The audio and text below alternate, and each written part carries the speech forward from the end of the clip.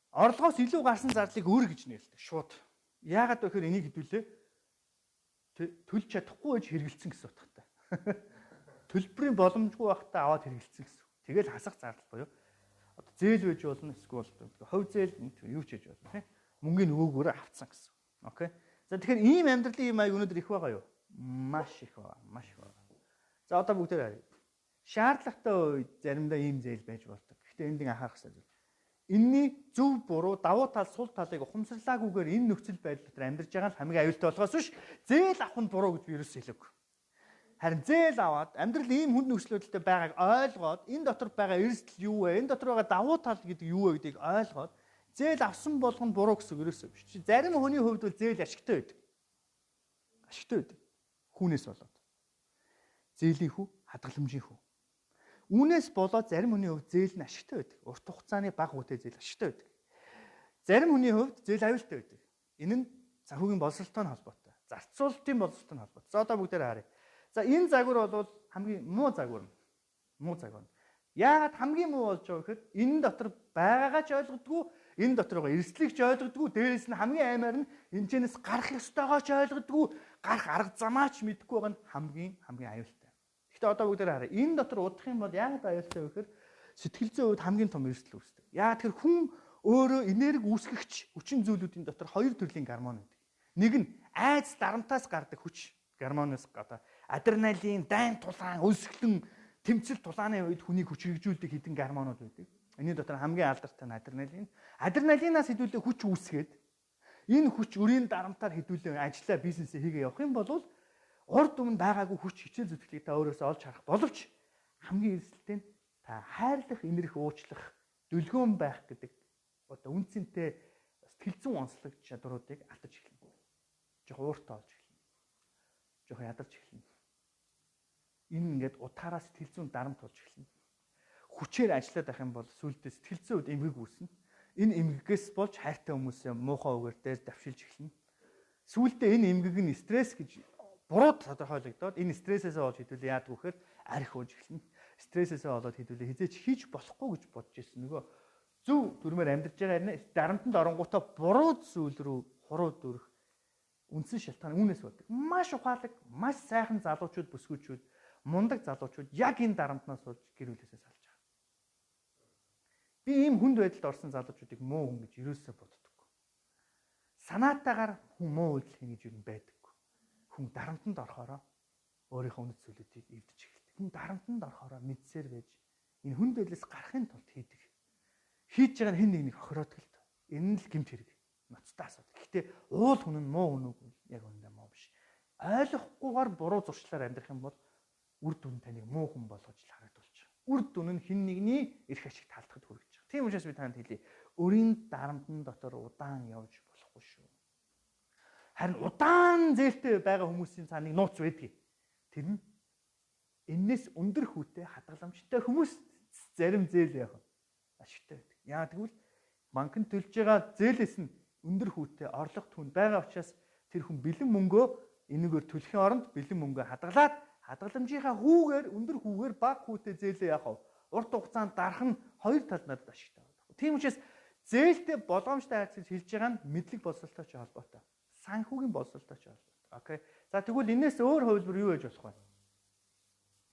Энэ бол хүмүүсийн ингээс одоо энэ хүмүүсийг би айгу бардан хүмүүс гэж боддتي. Энэ хүмүүс айгу ухаантай хүмүүс.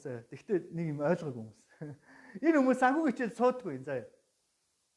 Одоо суух хэрэгтэй. Ийм найз байвал та нар ятгаараа заяа. Энэ хүмүүс үргэхгүй бас хөрөнгөхгүй. Энэ хүмүүс нь шүү дээ. Ажиллаараа л өөрийгөө амжилтыг тодорхойлдог. Одоо нэг нэг уул уурхайн компанид орцсон. Нэг олон улсын байгууллагад орцсон. Цалин сайн авч байгаа. Тэр хүмүүс цалингаа авлаа, үрлээ. Цалингаа авлаа, үрлээ. Тэр хүмүүс хэрэглээ маш өндөр, маш тансаг амьдралтай гэвч тэдэрт хөрөнгө байхгүй. Энэ хүмүүсийн цалингийн орлого зогсох юм бол яах вэ? Энэ хүмүүсийн асуудал гарч ирнэ. Тийм учраас үргэхгүй хоёр идэхгүй хоосон онохгүй амьдарч гин гэж ингэж өнгөрч байгаа хүмүүс байгаа бол мэдээж дээд хөлбраасаа илүү ашигтай. Яг тэгэхээр энэ хүмүүс үргэхгүй шүү дээ. Энэ хүмүүс үр зээлийн дарамт байхгүй. Энэ хүмүүс айгүй тансаг хэрэгтэй. Та нар энэ хүмүүсийг харна. Шинэ ус гарангуут энэ хүмүүс шууд авна. Яг тэр энэ хүмүүс зүгээр л гар утсаа авахд ямар ч асуудалгүй байхгүй. Өсөө орлого нь хангалттай байгаа. Гар утсаа авлаа. Мөнгө тултална хэрэглээ, дараагийн сард мөнгө орж ирлээ, хэрэглээ, дараагийн сард мөнгө орж ирлээ, хэрэглээ. Би бас саяхан жоо бас нэг 2-3 жилийн өмнө олон улсын байгууллагын төслийн багийнхан дээр очиж хичээл заахгүй. Тэр төслийн багийнхан дээр орсон чи юу гэсэн гэхээр санхүү хичээл заасан. Яг үнэндээ орсон чи энэ багийнхан ингээд бүх бичиг цаасны ажлыг жиглээд ингээд аимшигтай завгүй ажиллаж ирсэн. Гэвч хэн тэр санхүү хичээлээс ихсэн би мэдэхгүй. Ямар ч байсан л тэд хоёр санхүүгийн хичээл оцсон. Тэгээ би хичээл заасан чи нөгөө хүмүүс юу гэж хэлсэн гэж багш минь нэг 2-3 жилийн өмнө ирэхгүй яава. Яасан бэ гэсэн чи ингээд төсөл хаагдлаа энэ дотор хадгаламжтай үнэ шиг ч алга. Яг нэг нөгөө ярьж байгаа байхгүй да. Тэрс хүн болгон нээлттэй ярихгүй шнэ тий. За гэж бүгд л ингээд зүгээр гэж байгаа боловч цаана нэг санаа зовлон байсан юм хэрэг. Энэ хичээл нэг хэдэн жилийн өмнө ирсэн бол би тий хангалттай цалин авч ирсэн. Тэгээ энэ цалингаасаа би жоохон хөрөнгө оруулахгүй яава. Би жоохон мөнгө хадгалахгүй яава гэдэг юм харамсалтай. Тэгэхээр одоо харъя. Таны наад компани чинь сайн компани. Танд айл болох доктортой ажиллах байх л да. Гэхдээ эрсдлийг хүндэлж сурах хэрэгтэй найзуудаа. Эрсдэл гэдэг нь муу ёр гэсэн үг биш. Эрсдэл гэдэг нь хүндлэх зохистой амьдрал заавал тодорхой хугацааны дараа давтагддаг ийм одоо зүйл үү. Тийм учраас хүмүүс даатгалын системийг буруу ойлгодог. Ийм учраас хүмүүс одоо тий хэмнэж байгаа хүмүүсийг буруу ойлгодог. Тэр яагаад тэгэхээр одоо Монгол даатгалын систем айгүй удаан хөгжиж байгаа. Даатгалын боловсрол. Галын даатгал, амь насны даатгал, маш олон даатгалууд байдаг. Энэ даатгалуудын цаана нэг нууц байгаа. Тэр нь юу вэ гэхээр одоо ингээд машина үнэтэй даатгуулах нь миний орлогоос ингээд маш их мөнгө авч байгаа юм шиг боловч эрсдэд тулгарх тэр өдөр таны эрсдлийг тэр төлбөр чинь таны эрсдлийг дааж байна. Ирээдүйн эрсдлийг би тооцож чадахгүй байна гэдэг чинь маш тавчхан хэлэх юм бол эрсдлийг хүндлэхгүй байна гэсэн үг. Эрсдлийг хүндэл гэсэн чинь юу гэсэн үг юм? Ухаантай бай гэсэн. Цэргийг зүүрлэг нэм үг байдаг л да. Муухай үг л да. Гэхдээ ингэж утх нь бол их үнэн үг. 1000 өдөр тэжийг нэг өдөр хэрэгэлдэг. Хадгаламж ч гэсэн хийж л байдаг. Харин яг тэр үед та бэлэн байх юм бол даатгалж гэсэн төлж явах хэрэгтэй. Гал усны хайвал гэж айхтар хайвал.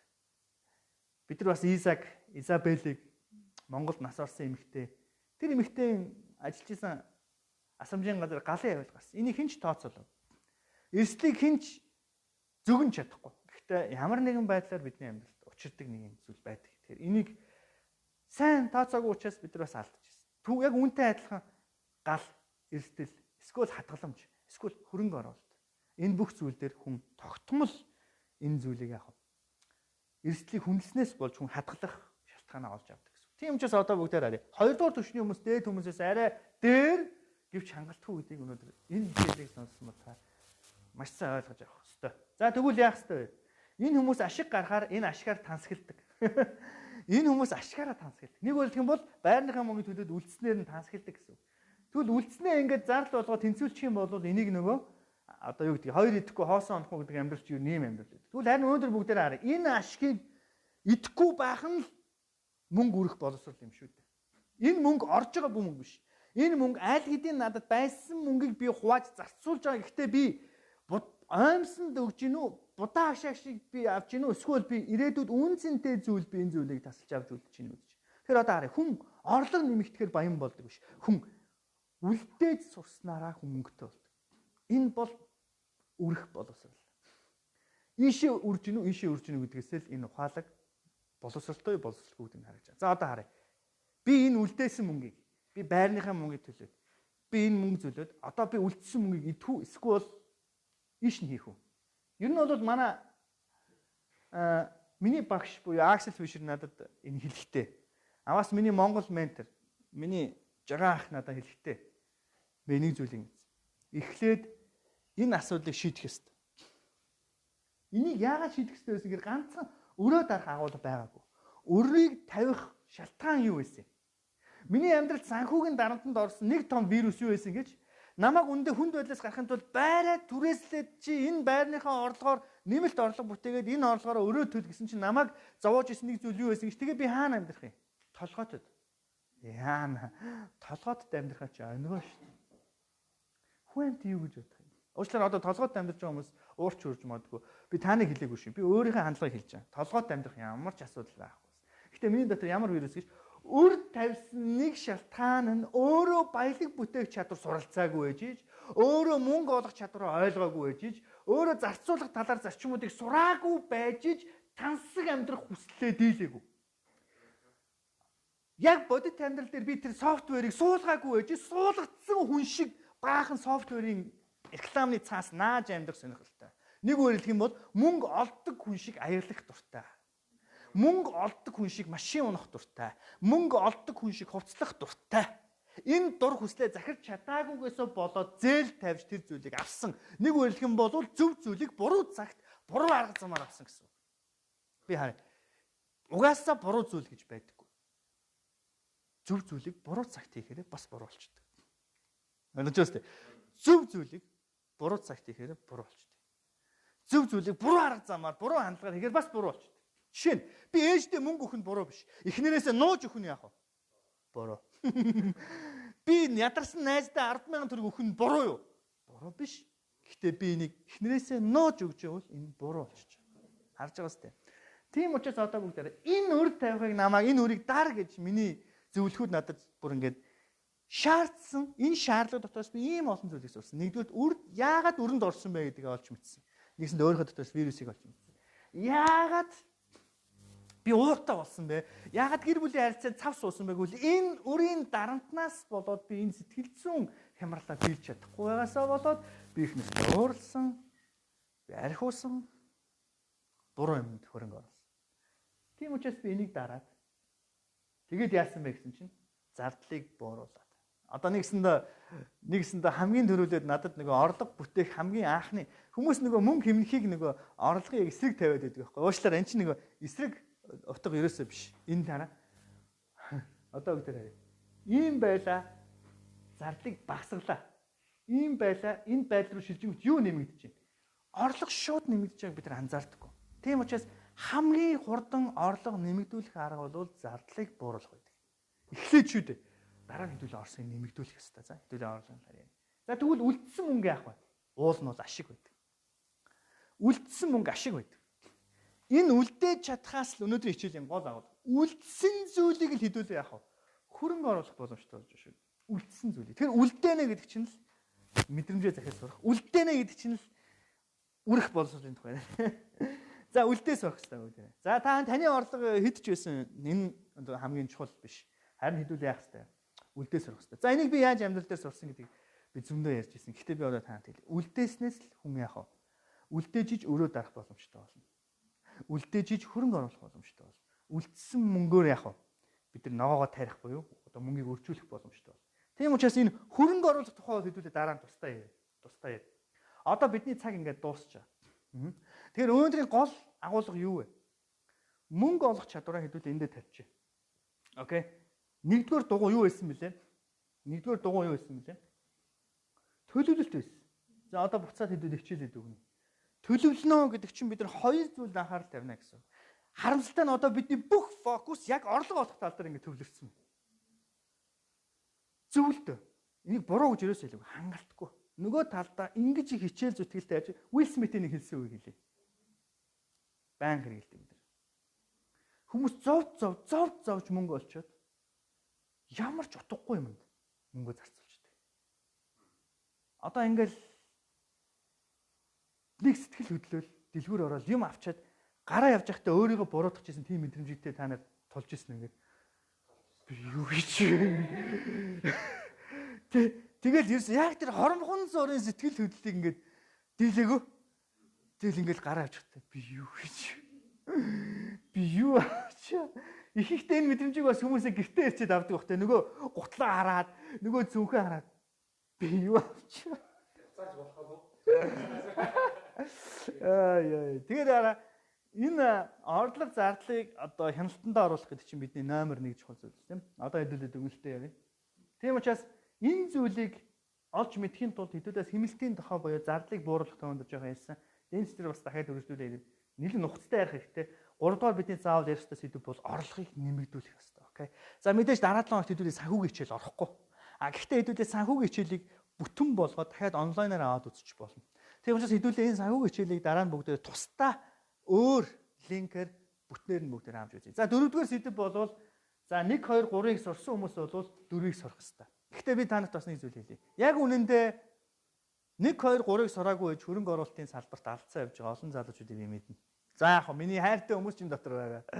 Тийм учраас би тэднийг нөгөө муу тэнэг гэж юусаа хэлэхгүй шүү. Зүгээр л чухал зүйлээ сураагүй ээж дөрвөлөө орно гэдэг бол эрсдэлтэй юм аа. Яагаад тэгэхээр 1 2 3 дотор маш олон юм байна. Хөрөнгө оруулалт гэдэг бол өөрөө тусдаа нэг том зүйл. Хөрөнгө оруулалтыг би бол үнэндээ сурахын тулд миний амьдралд бараг 7 жил зарцуулагдсан. Энийг үнэхээр хатуу сурсан. Би хөрөнгө оруулалт гэдгийг сураагүй байхдаа би хөрөнгө оруулж ирсэн. Миний анхны хөрөнгө оруулалтын бизнес нь үл хөрөнгийн хөрөнгө оруулалтын компани байсан. Жижигхэн байр, гашаа байшингийн төсөл дээр одоо тий хөрөнгө оруулаад тэр зүгээ буцаад зараад хөрөнгө оруулаад буцаад энэ бол хөрөнгө оруулалтын нэг хэлбэр байсан. Би аваад зараад хөгжүүлээд зараад ингэжсэн. Гэхдээ нэг л өдөр энэ бүх мөнгөнийх нь 80% бүгдийг нь алдчихсан. Яг л би хөрөнгө оруулалтын дотор байгаа зарчмуудыг сураагүй хэрнээ хөрөнгө оруулагч мэт аялж ийснээ олж мэдсэн. Энийг бол би баг тэр бум төрөгний одоо цохилтыг, эрсдлийг өөр дээр авчиж энийг сурсан. Тийм учраас хөрөнгө оруулалт гэдэг бол тусдаа дахиад нэсдэг байна. За анхаарал хандуулсан та бүхэндээ баярлалаа. Бид нар аль болох лайва чанартай хийгээд аль болох та бүхэндээ тогтсон хугацаанд сургалтаа зогсоохгүй тулд та бүхэнтэйгээ энэ одоо видео хичээлүүдээ хийж байгаа. Тэгэхээр хэдүүлээ одоо асуулт, хариулт. За одоо өнөөдөр лайв до шинээр орж ирсэн хүмүүс, орж ирж амжаагүй хүмүүсээ бол найзуудаа мэдээлэл хуваалцаараа энэ мэдээлэлээ шеэрлээрээ. Тийм үстэй. Дээрэс нь та нарт доор ингээд санал болгоцсон байгаа сэдвүүдийг анхааралтай аваарай. Тэр доор ингээд Facebook-ыг ингээд ухраагаад үзэх юм бол тэр доор санал асуулгууд яваад тэн дээр ингээд хүмүүс саналаа өгсөн байна. Тэгэхээр хувийн санхүү гэдэг сэдвийг сөхөөл өнөөдрийн сэдвийг хэдүүлээ гаргаж ирсэн шүү дээ. Тэгэхээр одоо бүгдээрээ харъя. Хэдүүлээ энэ сэдвээс өнөөдрийн энэ сэдв буюу одоо үрэх боловсрол гэдэг хэсэг дээр өндөр явж байгаа. Энэ хичээлийг хэдүүлээ цаашдаа Wednesday coaching дээрээ задлж үзэх үү? Одоо шин сэдв рүүгээ өргөжлүүлж орох уу гэдгийг бид нар бас шийдэх хэрэгтэй. Гэхдээ миний бодлоор санхүү хичээлээ тусад нь авсан бараг дээр баха. Санхүү хичээлээ тусад нь аваарай. Өнөөдрийнх бол тэ зөвхөн нэг өдрийн лекц. Харин дараагийн 7 хоногт бас өөр сэдв байгаа. Та нар тэн дээр ороорой. За та нараа бас мартахгүй тул бид нар манай morning coaching бол яг лайваараа хэвээрээ явж байгаа. Та нар бас мэдж байгаа. Central Tower-ын 3 дахь Азианы ярилцаанд болж байгаа. Тэгэхээр эх 7 хоногийн нэгд өдөр яг санхүүгийн сэдв давхцаж байгаа. Өглөөний цайнд. Тэгэхээр энэ сэдвийг илүү амьдаар сонсох бас өөр шүү манайхаа. Хэдүүлээ хамт 45 минут лекцээ сонсоод хамт цайгаа унгаа үргэлжлүүлээд жоохон хувийн зөвлөгөө авах боломж байдаг нь morning coaching-ийн хамгийн том давуу тал. Тийм учраас эх 7 хоногийн morning coaching-д бүртгүүлээрээ тэнд бас санхүүгийн хичээл давхцаж байгаа. Тэгээ эх 7 хоногийн Wednesday coaching-ийнхаа одоо сэдвээр бас саналуудаа өгөөрэй. Анхаар сонссонд баярлалаа. Бидэнд итгэж мөнгө төлсөнд баярлалаа. Хамт байсанд баярлалаа. Тэгээд хэдүүлээ эх 7 хоногт уулзъя. Тэр баяртай. Лайва хадгалчихнаа. Бити санаа зовоорой.